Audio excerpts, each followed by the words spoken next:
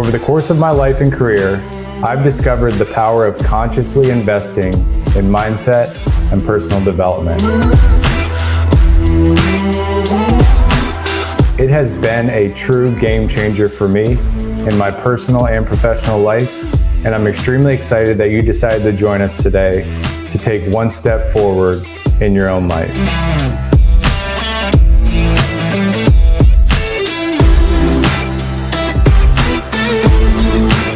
Most of my breakthroughs have come from one-on-one conversations. We created this show to bring you those unfiltered conversations each and every week.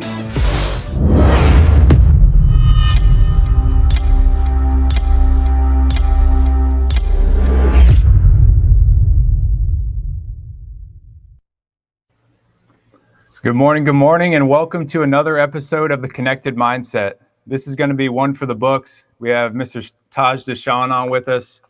I met Taj when I was going through some of the darkest days in my transition out of baseball.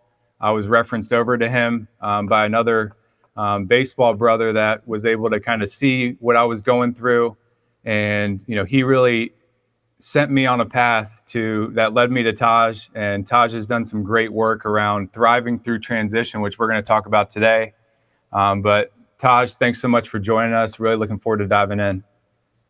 Great. Thank you for having me, man. I've been looking forward to this one all week. I got to say, before we talk about anything else, that intro is fire. I was about to get up and start dancing, but I'm like, let me sit here because I don't know when he's going to bring me in.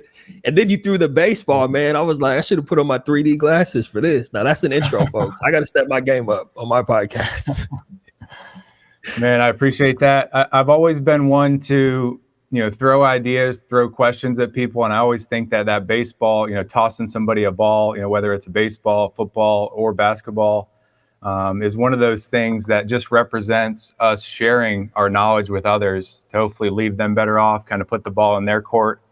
Because we know we all have to take action in order to kind of implement things in our lives. We can hear all this great information, but we need to take action on our own with those people around us and the necessary support in order to see ourselves continue to develop.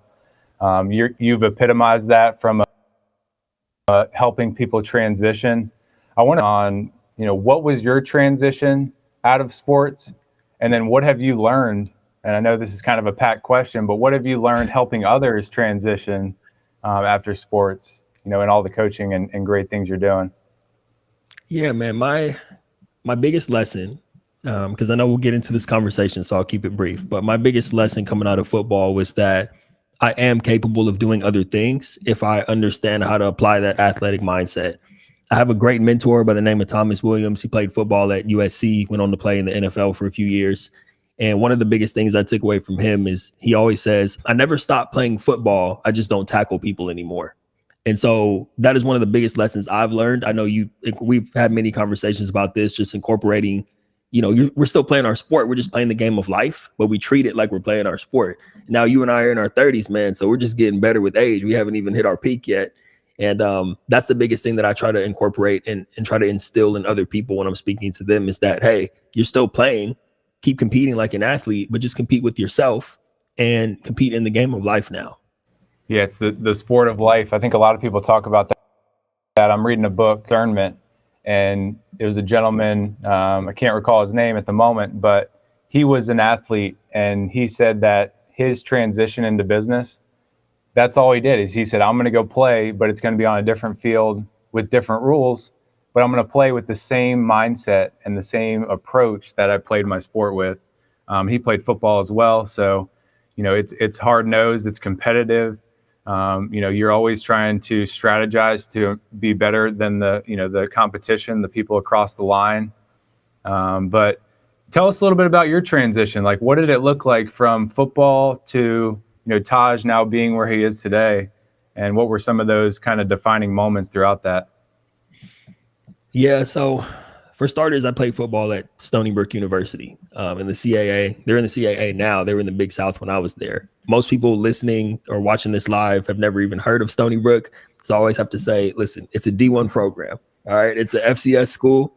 And not exactly a powerhouse, especially 10 years ago when I was there. Right. So But still in my mind, just like most athletes, I was like, there's no way I'm not going to the NFL. Just off the fact that I got a D1 scholarship, of course I'm going to the NFL. What are you talking about? That reality quickly started to settle in around like sophomore, junior year when I wasn't getting that much playing time.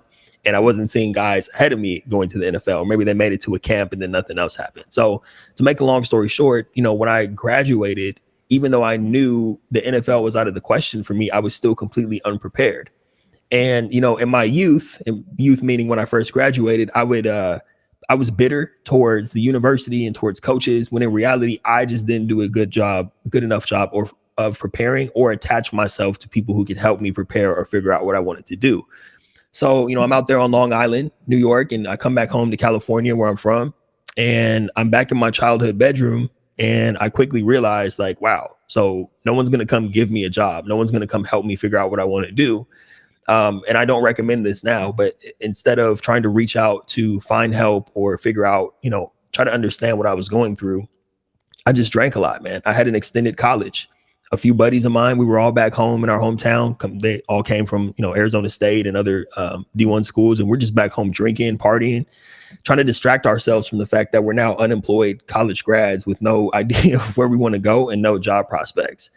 And so I think the reason I was in that low point and that reason of like, using substances to cope was because I didn't even fully understand what I was going through. A decade ago, no one was really talking about athlete mental health or athlete transition or life after sports or athletic identity. These conversations weren't, as mainstream as they are today. And so eventually, how I came out of that, I can tell you that story is I just decided one day, man, like I woke up. I'll just kind of leave it right here because the defining moment, the first defining moment for me was I woke up one morning at noon. I was hungover from drinking the whole weekend. And I looked in the mirror and I was like, first of all, you look a mess. I had put on weight. I'm always used to being in shape. Like I still look like I could play a football game right now. You can only see me from the neck up. But, I didn't like the way I looked from a health perspective and also like the look in my eyes, like that fire of, the competitor and like the lighthearted person that people know me as, that look was gone. I was like, all right, something has to change. So I just stopped cold turkey drinking, partying right there. And even though I didn't know where I was going, I started to put the pieces together. I started putting effort forth to try to figure that out. Because something I tell clients now is like, if I'm talking to a former athlete and they don't know where they want to start, I say, hey, just do something. I will help you find the clarity, but any action is better than no action, right? So do something, anything positive just to get the momentum going and we can put the pieces together while we're rolling. So that was my first defining moment, man, that morning being hungover.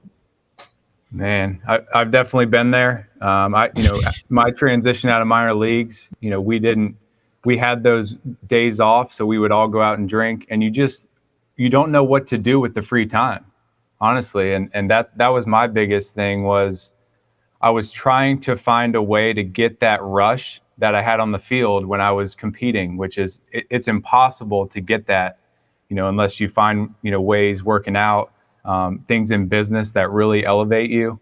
I think it's so hard to get over that hump. I call it the dark wall. Like when we get out of something, whether it's the military, whether it's sports, that dark wall, if you can't get past it, you just keep banging against it and it's not going to change unless you kind of rewire how you look at the world and how you look at what you're trying to chase.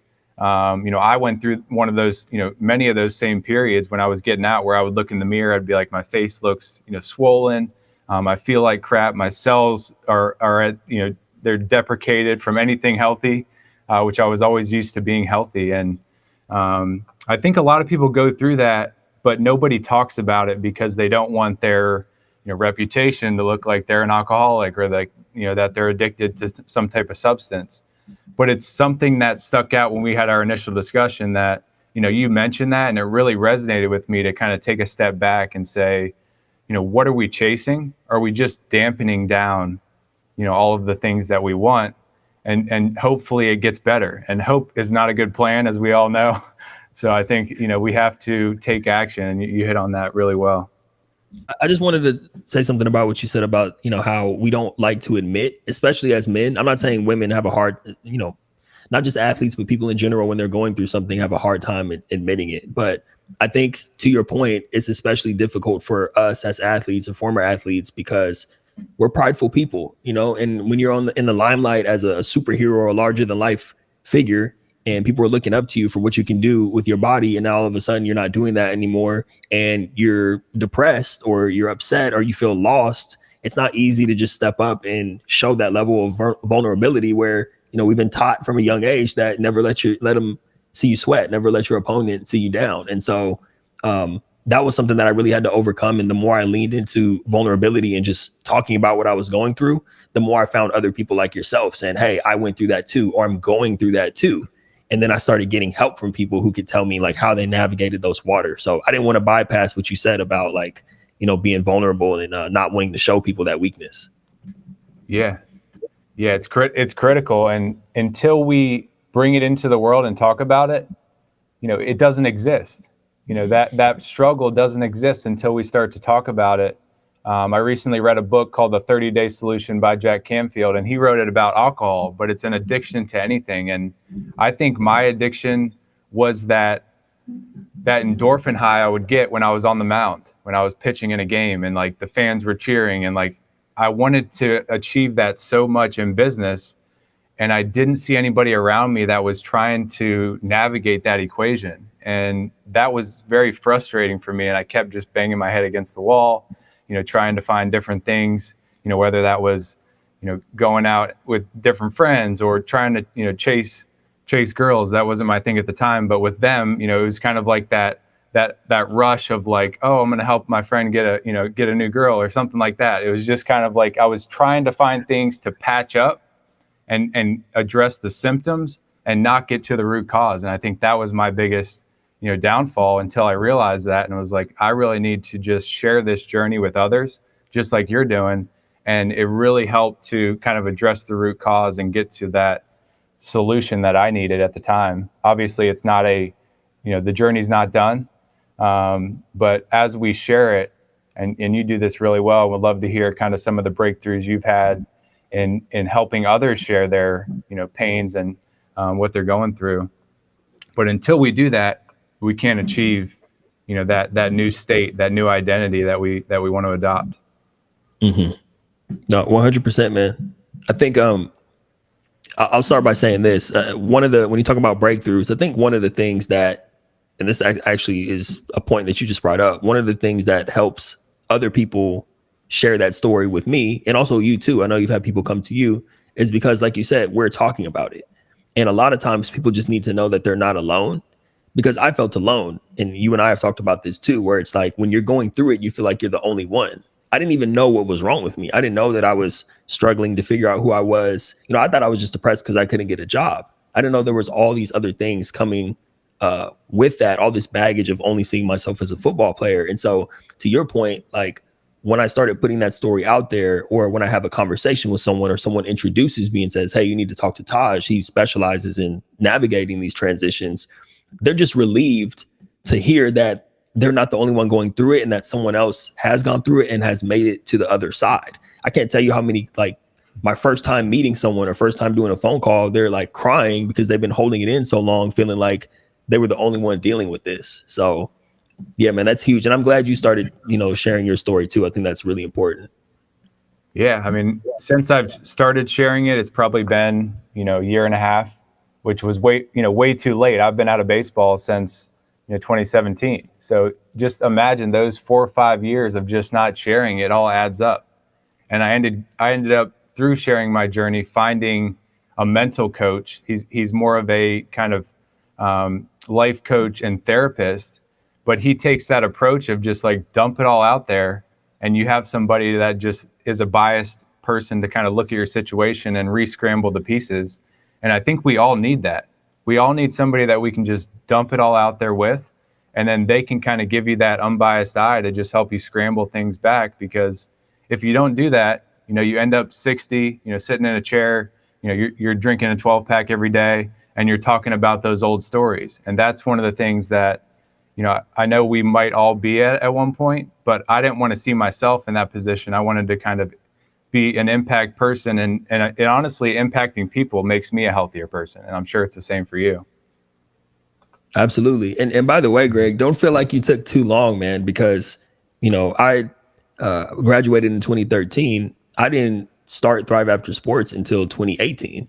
I was navigating my own transition and working jobs that eventually led me to doing this. I was building my skill set along the way until I had the idea to found it. But yeah, it was 5 years of not saying anything about what I went through, except to the people who were like really close to me before I started sharing it with the world over the past 5 years, you know? Yeah. Yeah. It's, the shortest amount of time. We always think of, it's kind of that depth perception problem that we all have. We think that it's further away than it is when we're in that, moment. But, there's no better time than now to get started. With your journey, when you came to that, I look at it as an enlightenment period, but when you looked at yourself in the mirror and said, I'm going to get out of this, was it, Taj, I'm going to write a book to help share some of these? Was it just, hey, I'm going to open up a coaching call? What does that look like? And I think for others that want to start sharing that unique journey they went through and kind of help start bring it to the world in a number, you brought it through your show, through your books, through your coaching programs. But what did that first step look like to start to share it? And then how did all the other things come to fruition? Yeah, man. I'll start with how it all came to fruition, because I think after I had that moment I was telling you about with like, all right, I'm done drinking, I need to figure something out, I started really diving into personal development. So before I started sharing, I wasn't even thinking about sharing with others. I was just trying to heal myself, right? I started getting into very deep spiritual stuff. I was reading like Eckhart Tolle or Tolle. I'm still not sure how you pronounce his name, but The Power of Now and understanding mindfulness. I just started reading all that type of stuff, and then I started getting into more like personal development with now all the names are escaping me, but like Jack Canfield type of stuff, and just really, really developing my base and understanding of how to self-improve and then how to heal yourself and how to be present and mindful. Then I was like, all right, that's great that I'm, enlightened now, but I should probably start making some money too. And I started out in sales, because sales jobs are always looking to hire athletes. Now, we can talk about this later, but I went into sales only to make money. There was no other intention behind that, which eventually led to burnout, which eventually led me to pivoting into more of kind of career services, recruiting, job development type jobs. And that's where I found, oh, I'm actually really good at this and I enjoy it and it's fulfilling. Like the idea of just helping someone get from point A to point B, whether that's finding employment or just helping them figure out what they want to do. Because before I helped anyone get placed or develop the job out in the community, I had to figure out what the need was and where they were going. So anyway, that led me eventually to starting Thrive After Sports for both selfish and selfless reasons. Meaning I was done with the corporate lifestyle. I felt like I was making an impact, but I felt like I could have made a bigger impact if I was doing it on my own terms. Right. And so that's what led me to take that skill set of helping others get clarity, help them find opportunities and just coaching them through that process. I took that skill set and that's what allowed me, or I had the idea to start Thrive After Sports because I knew so many athletes coming up behind me were still going through that. And then to answer your question, when it comes to sharing my story, I knew that that was the first step. So I was very intentional about, before I just say, hey, I can help you or I can coach you, like I have to let people know who I am. So the first things I started doing, I was publishing articles on LinkedIn. Those articles eventually became my book. Before I even published my book in 2020, I started the podcast in 2019. And although I get to interview great people now, what that podcast started out as was just me sharing my story. That's pretty much been the journey, man. And that's how I started sharing my story. No, I love it. It's, you took those small steps, LinkedIn article and then, podcasts to start to have the conversations in more of a public light so people could connect to it. And then those articles became a book. So like that, I think that's what a lot of people, need to digest. As a book just doesn't come out of the air. We don't have a realization and then we write a book and then we have a show. It takes those small steps of like, putting a post out there that says, hey, here's what I've gone through and here's what I've learned. If you want to talk about it, let's start a conversation. Then you put articles out there that talk about the topic. I think anybody can do that with something that they're passionate about, that they've gone through, that they know other people are going through. For me, that was cybersecurity. When I was getting out of sports, I had a small company that had a cyber attack, and that was one of those painful moments that I went through kind of early on in my career. So I wanted to bring that to executives and help them not go through that situation. So be proactive. And if I didn't have that situation, just like our transition out of sports, if we didn't go through that pain, I probably wouldn't be in cybersecurity anymore. And I'm sure it's the same for you. Like if you didn't go through that pain in sports, you might have got into, talent acquisition, helping people get jobs, and you might not have been as passionate about it because you didn't go through that. And I think a lot of people need to do the hard internal work to figure out what that is. A lot of people say, find your passion, find your light. But look at your past to see what you've gone through and how you can help people that may go through that in their journey, their process as well. And you've done a great job of that with Thrive After Sports. Well, thank you, man. And you have too, like you just said, and it started from something that you experienced personally that you wanted to step up and provide a solution for. And I think that's the recipe. Like you said, well, first doing the hard internal work, which most people are either afraid to do or convince themselves they don't have time to do, or just have never thought to do it. And that's really the recipe right there, man. What you just said, you just gave the solution. Is like figure out not necessarily what you're passionate about. I like you said that it's not always about what you're passionate about. You can be passionate about things that don't necessarily mean you should be spending a lot of time doing them or aren't necessarily going to get you paid. It's kind of like you got to find the balance of both, right? So, but anyway, man, I just wanted to hit on that point about doing the work first to figure out who you are, how you tick, what makes you light up, or what excites you when you wake up, when you think about waking up in the morning and doing that thing. That's what you have to go after and find a way where it can benefit other people too, because that's how you're going to be able to take care of yourself if it actually helps other people, not just you. Yeah, I love how you said you did it for a selfish and selfless reason, because I think that's the balance. I think we're all passionate about making money because that's going to pay the bills. That's going to make sure we set our families up, for success going forward, to build that kind of monetary legacy. But that shouldn't be the primary driver, because then that's just all selfish, and all that selfless work that you do that brings people in, that's what enrolls people when you say, here's what I've got, here's what I've gone through. And people purchase things because of organization of information, right? The information's online already that a lot of us are talking about, but it's how we organize it in a way that allows them to take action. That's why people pay for courses. That's why people pay, for books, because these painful situations people have gone through, they put it into an organized way so that you can implement it into your own life. And that's, at the end of the day, I think what a lot of us are doing. I do it on the cybersecurity side as well as the mindset side, and you do it on the Thrive After Sports side, where a lot of the stuff that you're putting out there is organized in a way that people need. And they don't get to that level of organization unless they do 7 years or 10 years of that hard internal work that you've already done. So I think that's a critical distinction I try to make to people is we're all driven by money. That's an incentive. But when you get driven by that impact and you feel that level of being able to see somebody, like you said, get from point A to point B, that's where the magic happens. And people always say the money comes. It really does. It really does at the end of the day, because you're organizing information in a way that allows people to take action. And that's what people need. They need to keep moving forward, keep taking that next step in order to set themselves up. Man, Greg, you're dropping. Okay, hold up. Stop the press for a second, man. Like, I've never heard it. I've heard it shared that way. I never thought about it that way before in terms of like organizing information. And because only you as an individual can organize the information in a way that's going to resonate with a certain group of people, or your people are out there. The way you organize the information, like you said, that's online anyway, the way you present that information, or the way you've packaged it or found the right formula of information is what's going to have people gravitate to you. That's huge. And like, I think on a spiritual plane, and I know you'll appreciate this, like, just like earlier when I was like, I love your intro because you're throwing the baseball. You're like, yeah, that's me throwing the questions at the guests. I'm like, man, I just thought it looks cool. I didn't even think about it like that deep. But I think ultimately, what we're talking about right now is like, we're all vessels, for whatever you believe in, God, universe, the source, whatever you want to call it. Like, we are vessels to be able to get information or ideas or help or support to one another. And as that information comes through us, because we're all different people, we share it in a different way that's unique.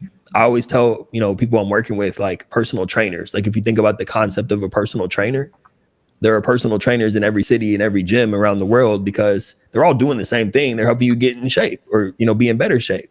But everyone has a different way, like you said, of packaging that information. And everyone has a different personality type, or everyone does something different. And that's why every personal trainer has clients, because they bring something different to the table than the next person. So this is good stuff, man. We're getting deep already.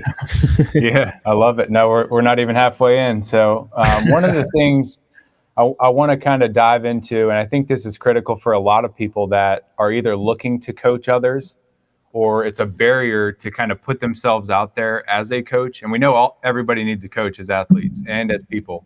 But how do you get past figuring out who's not your customer? I think that is a huge thing that I had to go through, that we can't serve everybody. We have to find those right people that our structure of information really resonates with. Did you go through that obstacle where, I know we all go out, we have this big vision and you want to serve everybody, but really finding here are the couple of traits that make somebody that can have maximum impact on and what they're going through at that current time? Yeah, for me personally, I think the biggest thing was, and this may be surprising, but I'm looking for people who are coachable, which is crazy because we're talking about former athletes here, right? Mm-hmm. So, but I have come across people who weren't necessarily coachable, or it's weird. This doesn't happen as much anymore, maybe because I have so much content out there, and by the time people reach out to me, they kind of know what I'm about and know who I am. But early on, someone would reach out for help through their transition, and the conversation would almost be like they knew everything already. It's like, okay, well, I mean, good luck to you, man. Like, I don't know, I don't know what you reached out for. It seems like you got it under control. And they may reach out, years later or something. But the biggest thing for me was looking, and I'm glad you brought this up because I had to define who was and who wasn't a good fit for me early on. I would start working with someone, and there were red flags early on where it's like, I probably shouldn't have started working with this person, or maybe referred them somewhere else. Like, hey, I know someone else who can probably help you better than I can.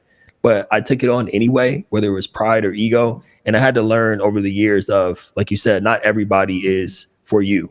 I'm seeing that a lot more these days, honestly, because I have started doing some career coaching in collaboration with a great company called Happen to Your Career. I just had a bunch of people, just long story short, I had a bunch of people reaching out who were non-athletes listening to my podcast. They're like, hey, can you help me find clarity? Can you help me find coaching? So I started doing some career coaching for the civilian population, non-athletes, non-military folks. And I've had to really be careful with that because not everyone is coachable.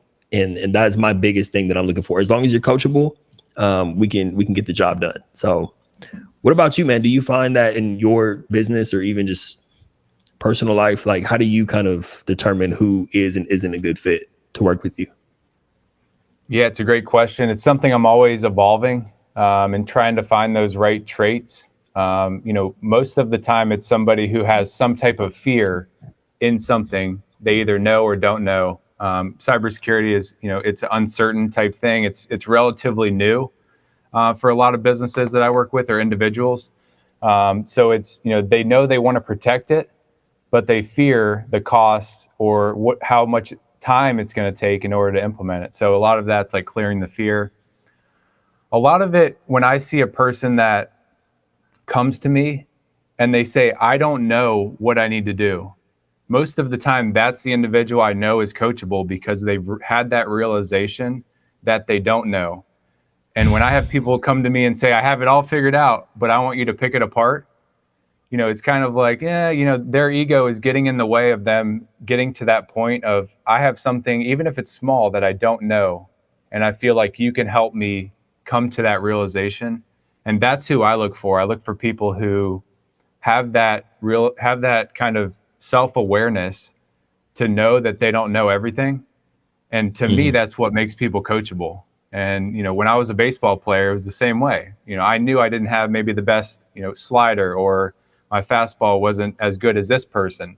So I would go to the coach, or I would go to a, older player that, had that level of skill and say, how can I improve this? Can you watch me do it? And that's what makes us coachable, I think, in anything we do. It's, hey, I'm not, maybe it's you're running in the hole. How can I take a better step this way to kind of throw the defensive line off, for example. Mhm. So that's what makes it coachable to me, is somebody who knows they don't know.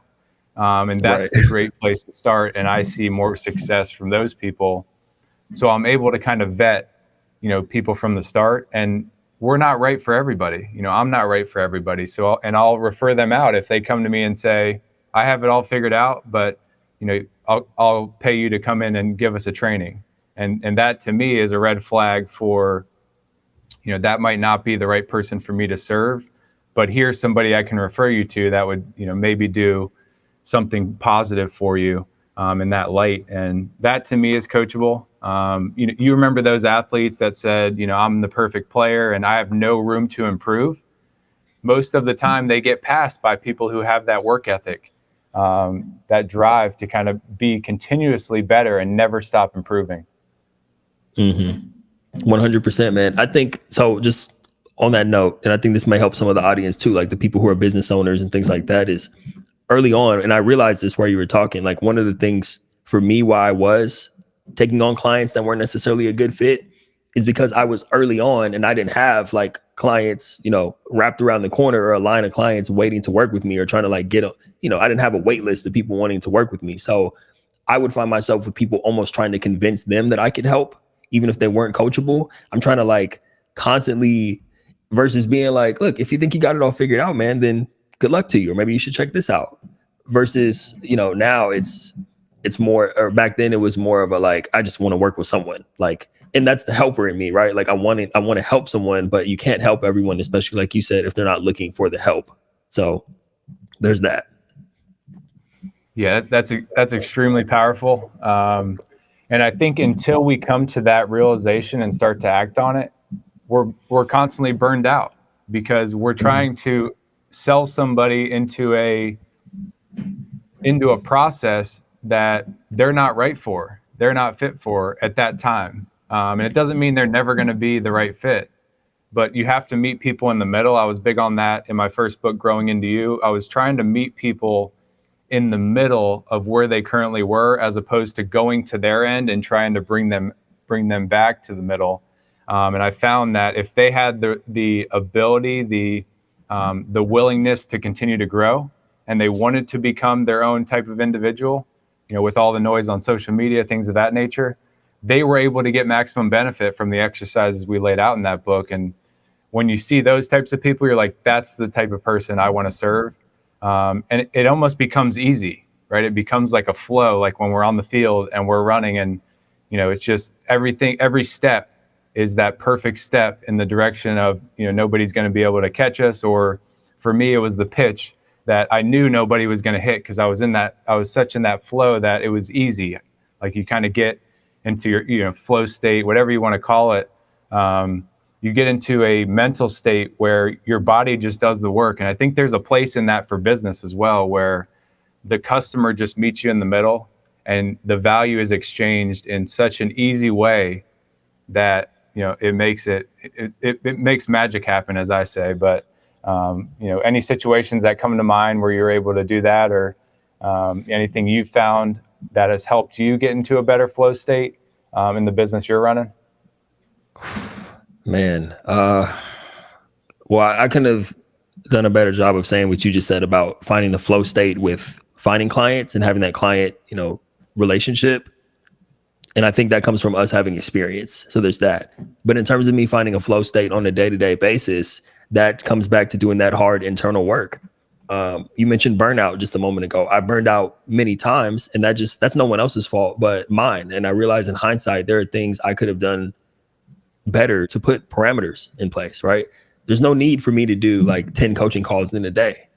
I wanted to do it, but I saw what happened when I was doing it. And then ultimately it's not even about me. It's okay. By the time I get to that 7th, 8th, 9th, 10th coaching call in that day, they're probably not getting the best version of me, which means they're probably not getting the best help they could be getting if I was just like, hey, why don't we, move this to another day where I don't have 10 coaching calls? I would sum it up by saying that understanding myself better, and not just being so like, balls to the wall all the time, man. Like maybe this comes with age too, of like, I don't have to, it doesn't have to be a constant grind. There has to be like recovery and rest times. And I implement a day every week now where I just don't do anything.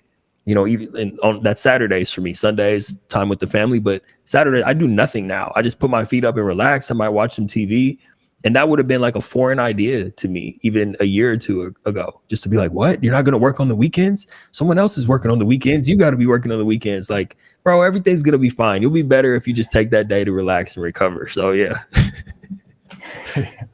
I love that. Yeah, I'm just now getting into that type of system. Trying to think about what's going to set Greg up to bring the best to his world that he's serving. And a lot of that is rest. Like I do something now where it's kind of time chunking throughout the day. I'll take 2 hours off in the middle of the day and like go to the beach or take a walk around the neighborhood, go for a run.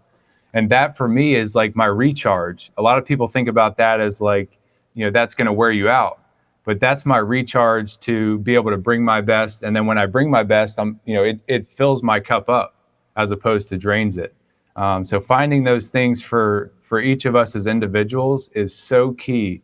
I don't want to underestimate this and it's not the same for everybody. We have to find what fills our cup and what drains the cup and do more of the stuff that fills it up, because that allows us to bring the energy. Like you said, with 10 coaching calls in a day, by the seventh one, your cup is down to drips and drops. And those people, you're probably still doing a great job, but they're not getting the full taj, the full impact that they could have if you were to take 5 hours off or take a day off and say, hey, let's reschedule it for the next day. So just kind of having that realization. And we're in this hustle culture, right, where people are like, you have to work 20 days to compete with your competitor.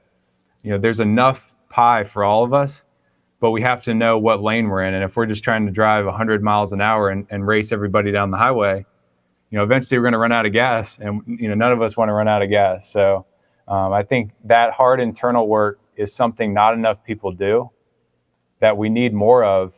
And this goes back to the mental health standpoint. If we want to improve the mental health collectively of our overall, country, world, globe, I think there needs to be more of that for each individual, as opposed to somebody else dictating. And this is not necessarily like the corporate system, but somebody else dictating, you have to sit in a seat from 9 to 5, you have to work on Sundays to prep for Monday, on Saturdays, we need you to be on a call. Like it's this, we're going to pull you in so many different directions to feel like we're competing, but we're really just burning you out, which means you're not bringing your full self to the equation, which I think hurts everybody at the end of the day. It hurts everybody around you and all the people you're impacting throughout the work that you're doing. Yeah, man. Hustle culture is dangerous. And I like how you talked about finding your own unique formula. Like I love what you said about you go for runs or, like in the middle of the day. I think that's important. I do that too. Once like noon, I've been working for 6 hours, by the time noon or 1 o'clock rolls around. So instead of taking a nap, I'll go for a run, and that re-energizes me. And I might need a nap, like a 15, 20-minute nap around, 3 or 4 o'clock. But I found what works for me. And I think I'm glad you're bringing this up, because so many people get caught up into like, if you really want to make it, you can sleep when you're dead and all that type of stuff. And like, that's a dangerous way of thinking, man. Like, I think it's not about what you're doing or how much you're sleeping. It's about what you're doing when you're awake. So it's like, I'm the type of guy where I need, for the most part, 8 hours. I've tried to do less and I'm less functional. I can make it through the day if I get less than 8 hours, but I know 8 hours, I'm waking up, I'm feeling good, and I'm ready to do some damage, So it's like, but I just wanted to say that just based off of what you were saying about finding that unique balance for you. Everybody's is going to be different. That takes reflection, that takes tapping in with yourself, experimenting with things, even things like fasting. I started doing intermittent fasting recently, and I'm sharper than if I eat, a stack of pancakes in the morning and try to start my day. Like if I just don't eat anything until afternoon, I'm sharper. That may not be the case for some people, but yeah, man, this is good stuff right now. Yeah, no, I'm in the same boat. I've kind of stopped eating breakfast because I found a lot of the people, out there, some of the influencers were recommending this big breakfast and then, dinner. So, I was trying out different systems outside of athletics where it was kind of like eat all day when you're not playing, because you need that energy, you need the fuel. And I found that I didn't have clarity when I was, so consumed with food early in the morning. So I stopped eating in the morning and kind of just, drinking some coffee, eating some fruit, maybe just something lighter. And that's created a lot more clarity in my life. But it took me months, years to get to that point of of that discontentment within my body, like to be able to find that. So it's a process. Everybody needs to look at it like that. I think that's why Andrew Huberman is getting so popular just on all platforms, because he's offering things up to hopefully be customized. You shouldn't take what somebody says and say that's the gospel, that's the Bible, and you got to follow it to a T. You have to try it and then, kind of experiment and decide what's best for yourself, which I think is key. And something you mentioned that I've been kind of, talking about a lot more lately is, really the 4 pillars in order to kind of make sure you're well-rounded is, and these are in priority order, is physical, mental, spiritual, then financial. A lot of people put financial above them all, which causes the other ones to kind of be, deprecated or deficient. And, if we're not, physically well, then we can't be mentally well. If we're not mentally well, then we can't, spiritually practice what we want to bring to the world. And then we're not going to earn, create enough value to earn the money that we need to, support ourselves. So I think people need to focus a little bit more on the physical and mental. I know that sounds like you need to stop working and just focus on, self-care and things of that nature. And that's not what I'm saying. What I'm saying is you have to bake that stuff in by design, and make sure that, mental health is taken care of. And I think a lot of mental health, which we'll dive into here shortly, is around identities. And I think there's no better, conversation than between us to kind of talk about identities, because we had an identity that was so strong that we were only that person. We were that family person, that athlete, and that was it. And I call it the masks. I had to kind of shed my masks over time that were, Greg's no longer the pitcher. I still have people come up to me and say, Greg, you played baseball, right? Like, that's awesome. And, what are you doing now? And they're kind of expecting me to say, I'm coaching baseball or I'm in baseball, because that's how they look at me from the outside world. So going against that power of people putting you in a box and then having to jump outside of that box and say, I'm now a cybersecurity coach, I have a live show. And they're like, what? Like, you're not coaching baseball? Your show's not about baseball? That was hard. That was a hard wall to get over. Anything you've seen kind of from the identity standpoint that you've helped people or gone through yourself, that have really helped you kind of shed those masks, shed those costumes, to make Taj, that rebranded, self, as opposed to just the athlete, just the coach? Yeah, man. Before I talk about myself, I love what you just said about how people will try to put you into a box. And I think something else that's important to look at is we sometimes put ourselves into a box. Often we're the ones putting ourselves into a box. I can't tell you how many people have reached out to me over the years saying, hey, Taj, I see what you're doing with ThriveAfterSports. I'm a former athlete and, I want to be a coach, or I want to work in an athletic department, or I want to get into sales. I really only hear those 3. If someone thinks they have an idea, most people will say, I have no idea. The people who do, it's usually one of those things, right? And there's nothing wrong with those careers, but I always tell people that that's limited thinking. And the first question I ask is, okay, that's great that you want to be a coach, but have you thought about anything that you might want to do outside of coaching? Or are you wanting to get into coaching or work in an athletic department or whatever, or work for a team because it's comfortable and it's all you know? Or is that really what you want to do? And so back to doing that hard, that internal work, that heavy lifting of looking within yourself. I think it's easy to fall into those things. And once again, I'm not knocking anyone who goes into those careers, because there are phenomenal former athletes who are in all of those careers, right? But for me, I had to really, I knew I didn't want to be a coach. I learned the hard way that I didn't want to be in sales, even though there's a sales aspect to everything. I have to sell my business and my coaching now, but I enjoy doing it, right?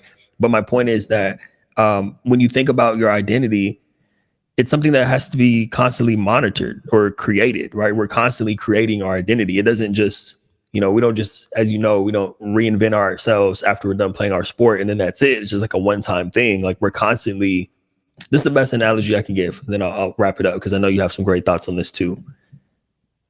You have to constantly be thinking of updating your operating system, just like we update the operating system on our phones. And so if you can look at yourself like that, that means you're constantly checking in with yourself to see where is this identity, this view I have of myself in terms of who I've been, who I am now, and who I want to be in the future. Where do I need to make tweaks to that? I've had to make many tweaks to that, just as I'm sure you have too, Greg, like many tweaks to your identity, past, present, and future.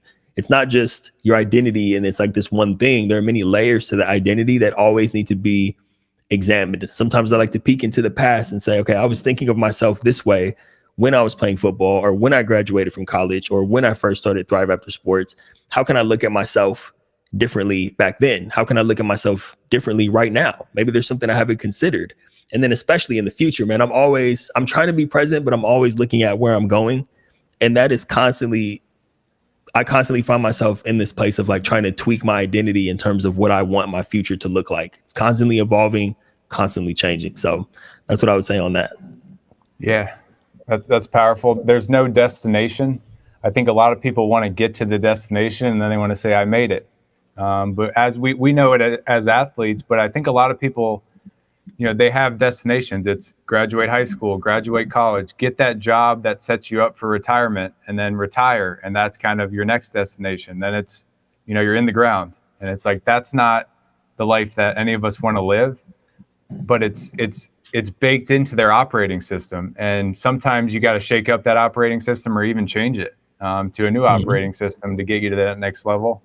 One of the things I've learned is, and I link this back to baseball. When I was going through tough times in my pitching motion or trying to work through, different things in my skill set, that's where on the other side of that is where I found my flow state. Most of the time I had my best game when I had a couple of games that were off, because it kind of shocked me in order to upgrade, that operating system or upgrade how I was looking at the world. And that's where I found that I grew the most. Not that I put myself in those positions intentionally, but I became conscious of what that was, is that I was putting myself in uncomfortable positions because I was trying something new. I was trying a new pitch, or I was trying a new motion. So I tried to do that in my business life as well. As how can I put myself in an uncomfortable position this week, whether it's coming on a new show or it was speaking at an event when I didn't like to speak.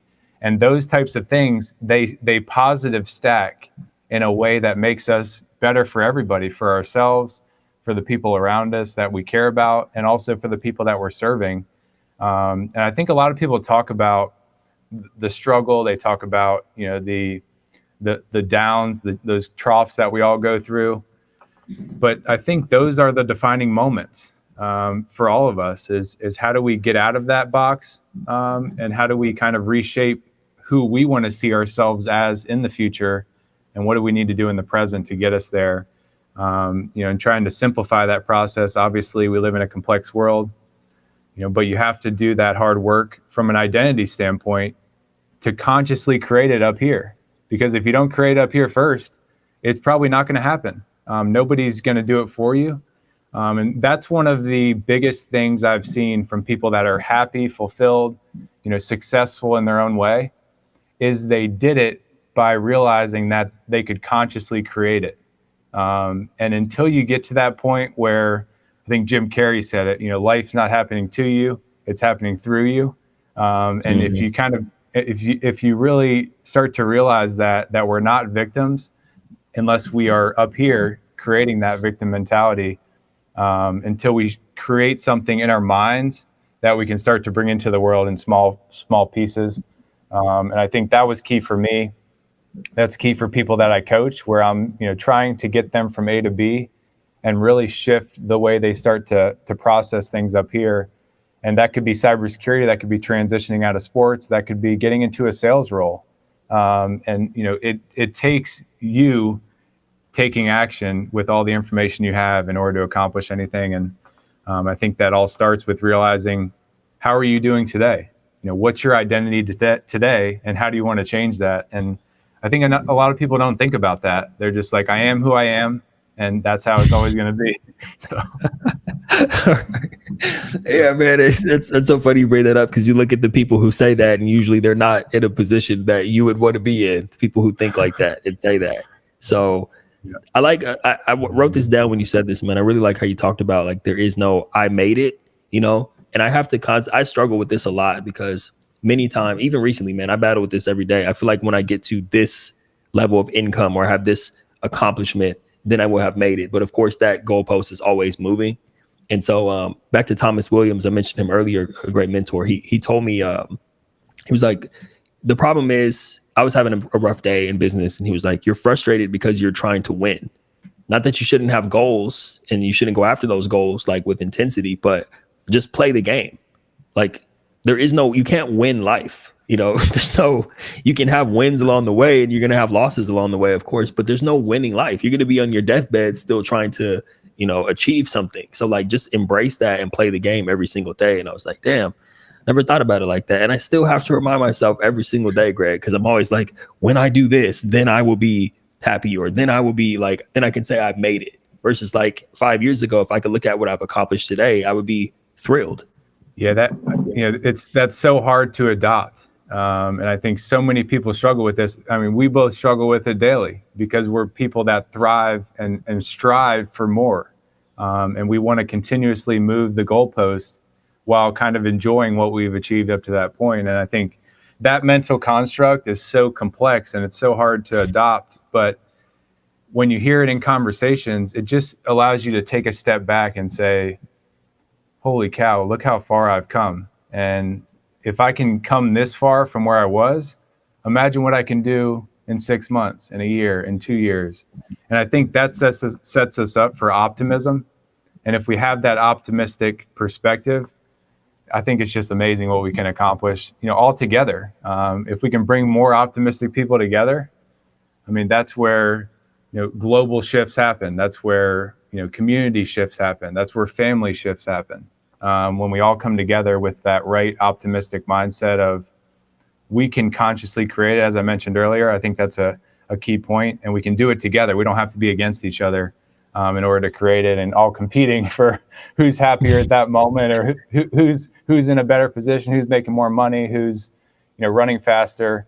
I think we have that as athletes, but that becomes a downfall for a lot of athletes that I see is you start competing with your kids, you start competing with your wife or your spouse or your partner in a way that you did on the field because you haven't addressed that hard internal work that you keep mentioning. So yeah, that's good, man. I'm excited to listen back to this episode. I feel like I need these reminders that we're both talking about. Like I'm gonna have this on the background while I'm working. Like, so this is good, man. I love it. We're gonna dive in a little bit to just kind of wrapping things up. Some of the key lessons that you've learned, and they don't need to be perfect kind of top three. But one of the things I want to talk about is the upcoming book. I want to talk a little bit about Athlete to Entrepreneur, how that came about when you first I'm sure it was conversations and people were like, we can put our insights together and have that community come through some type of written literature. I just want to talk to that a little bit and kind of how you started that program, because I think that's something that doesn't exist in the personal development world. It doesn't really exist in any format of books, where all of these folks who have similar mindsets and are going through similar equations, not exactly the same, come together and publish things for the world to benefit from. Well, you know what, man, you summed it up. That was an excellent job of summing it up. That's why I started it, is wanting to bring those perspectives together.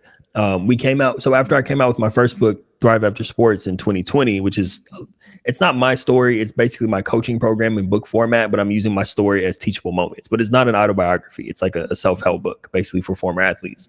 Then I was like, okay, well, I want to start doing collaborative projects because I know so many great people like yourself.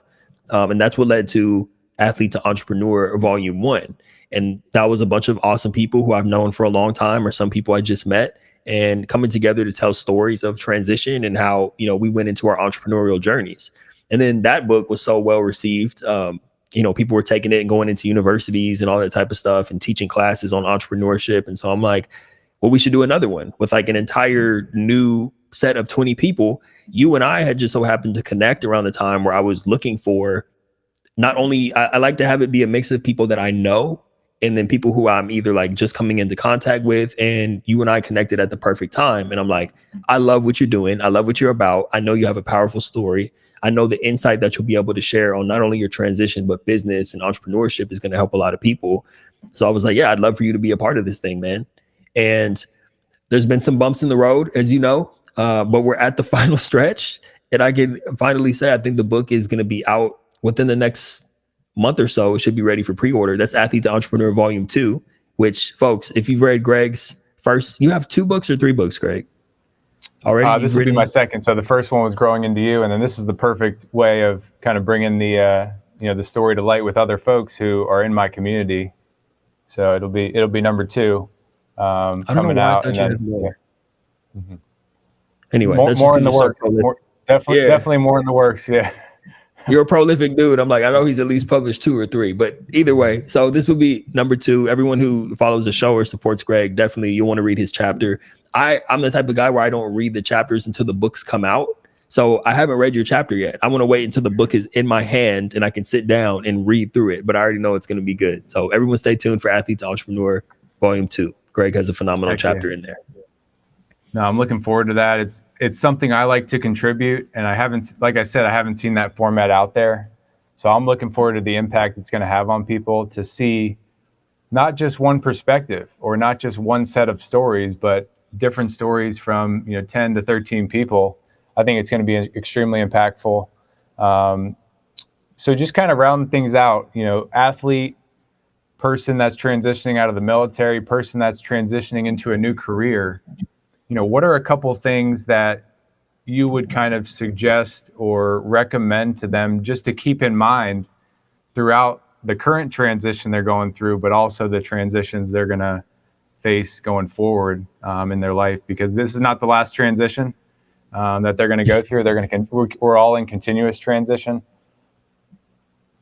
Yeah, I would say the first step is always celebrating your past, meaning so many people, either because you talked about the military or athletics, we finish our career and there may be some sort of bitterness because 9 times out of 10, we weren't ready to leave, especially athletes. Military is a different situation, but when you finish your sport, you weren't ready. So there's bitterness towards other people or people not giving you a chance, or maybe it ended because of injury, or you just weren't good enough to make it to the next level. And that's the reality. But I say that it's important to celebrate your past, because if you're not careful, you can go into this place of just being bitter about your entire career, not celebrating how far you made it, like we were just talking about a moment ago.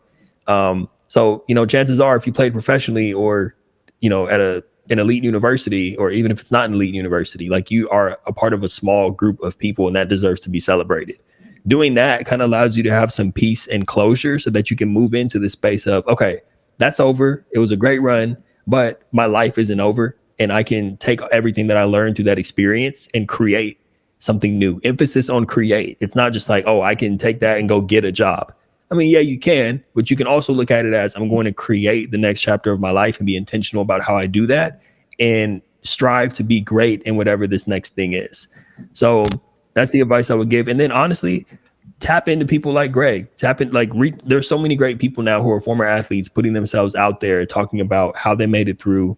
And you can use those people and, podcasts and books. You can use that as fuel and motivation, and you can use it for like tactical information too, to help you get where you want to go. So, and athletes love helping other athletes. Former military veterans love pulling up other veterans. So there are plenty of people that are willing to help you. So don't feel like you have to do any of this by yourself.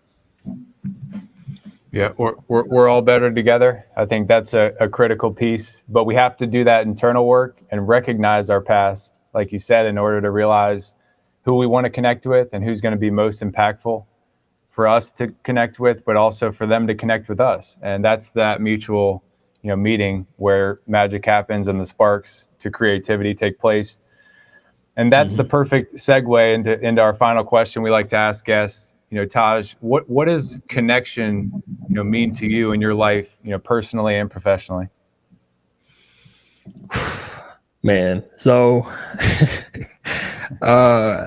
it means so many different things. As always, just like you, I'm thinking about multiple different layers. So I'll tell you where my head is at right now. When it comes to connection, I think, like we've been talking about this entire conversation, it's so important to be connected with yourself first and foremost. Then be connected with, once again, you don't have to be a religious person. I'm not a religious person. And at the same time, I have a very, very strong connection with God. I think that connection is huge. No matter, even if you don't call it God, having a connection with something that is bigger than all of us. Hopefully, I think even an atheist can acknowledge that there's something bigger than just us as human beings going on that connects us all and governs this world. So connect with yourself. That's what connectedness means to me. Being connected to yourself, being connected with the creator or the source or God, and then being connected, truly connected with other people, not trying to use people as like, pawns in some sort of game or trying to get something from people or just looking at what you can gain from people, but truly being connected and finding people and relationships where you two are, it's mutually beneficial. And there's a flow there, a two-way street where both people are being served from the relationship. So that's connectedness to me. I love it. I love it, man. I want to acknowledge you for putting yourself out there first and foremost, for sharing your journey, because it's impacted so many people, and help them share their journey. And that's that secondary, third order effect we're able to have on people. So I want to acknowledge you for that you continue to share it, continue to put out, great content.